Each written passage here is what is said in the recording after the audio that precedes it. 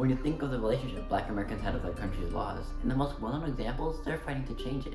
But in time as lawless as the Old West, when men settled disputes with gunfights and outlaws and highwaymen run rampant, some Black men stepped up to enforce it.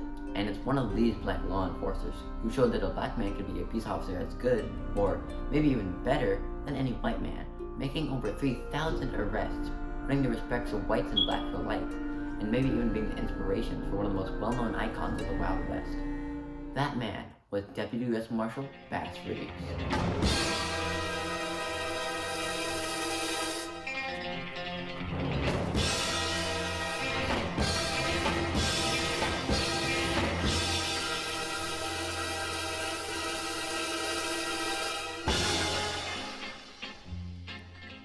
Bass Reeves was born a slave around the late 1830s in Crawford County, Arkansas.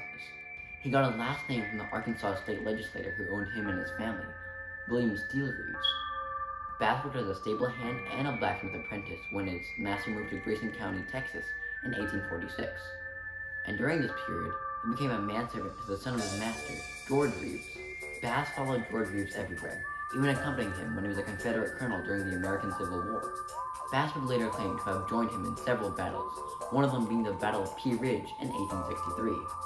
And it was sometime after Pea Ridge when Bass and Colonel Reeves had a dispute over a game of cards. Bass ended this argument by giving the colonel a punch in the face and fled north to Indian Territory, modern-day Oklahoma.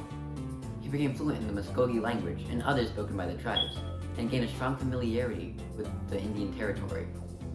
After the Civil War ended in 1865, abolishing slavery from the United States with the passing of the 13th Amendment, Bass settled and began farming in Van Buren, Arkansas, now a free man. And while in Van Buren, he met and married Nellie Jenny, whom he had 10 children with, 5 boys and 5 girls. A little while after Bass settled in Van Buren, in 1875, Judge Isaac C. Parker, also known as the hanging judge because of his frequency to issue death sentences, appointed James F. Fagan as U.S. Marshal and tasked him to appoint 200 deputies. James Fagan then decided to appoint Bass Reeves as one of his deputies. Fagan deputized Bass because Indian Territory was a hotbed of outlaws, bandits, and desperados, and Bass was familiar with the Indian Territory and was friendly with the locals. During his tenure as Deputy U.S. Marshal, Bass made over 3,000 arrests, an astonishing feat. But more interestingly, since he never learned to read or write, he memorized his arrest warrants and learned them by heart.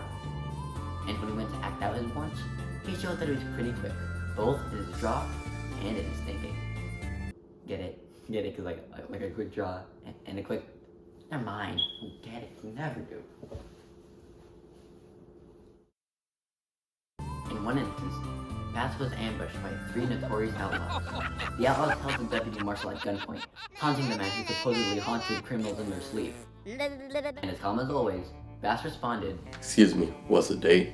When the bandits asked why, Bass told them, "I need for the papers. You're going in, dead or alive." The outlaws burst out laughing, giving Bass the opportunity to put guns on down.